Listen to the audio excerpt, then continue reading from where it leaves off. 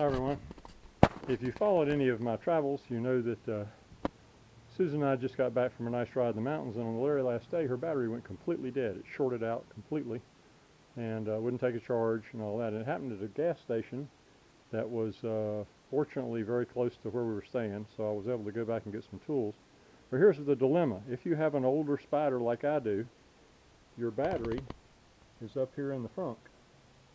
Now, the frunk, in case you may not be aware of that, is controlled by this little button right here, the one that says, got a picture of the trunk on it. You have to push that. It's electric.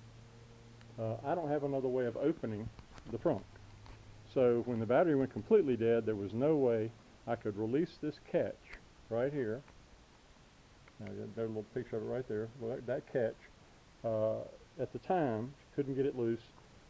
So I had to come up with something. Fortunately, while Susan was madly searching the internet for a solution, it occurred to me that I had put this little flag light on the very bottom of her, underneath her license plate here, and I had plugged it into the power port up here. And I got an idea. I said, what if I skin that wire back? And here they are, skin them back. And I had a little battery box that I had brought with me from the car, and I was able to touch it to these two leads, and that gave me just enough power so I could hit the button and release the frunk.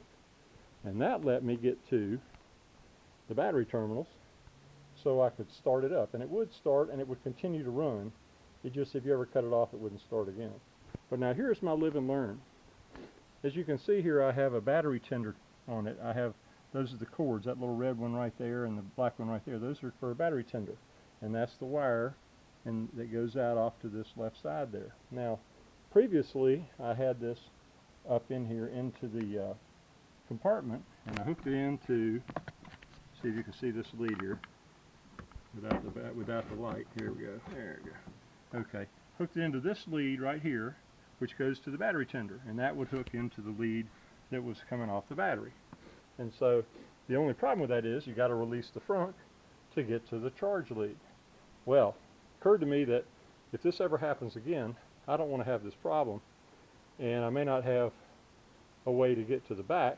And if any of you other guys who have front batteries, you may not have a power port in the back like that. So here's a solution for you. When you put your battery tender on there, don't come out this way, go back to the back. Come out, and if you do it right, you can come out right there. Now I'm not going to leave it hanging down like that, but that's how far it will come down. And I can easily hook up my battery tender to that without any trouble. And if the lead was a little longer, I could actually run it up here and hook it to the suspension. Now, I did consider that, but the motion from the suspension I thought might be a problem eventually. So anyway, that way, if this ever happens again, all I have to do is get to that lead, and I'll have a direct connection to the battery where I can open the front and get to the battery again. I might even be able to crank it off that. I don't know. I haven't tried. So anyway, I just thought I'd give you the benefit of my experience. Hope everybody's having a great day today, and now the Spyder's back on the road, Susan's happy. Take care, everyone. Bye-bye.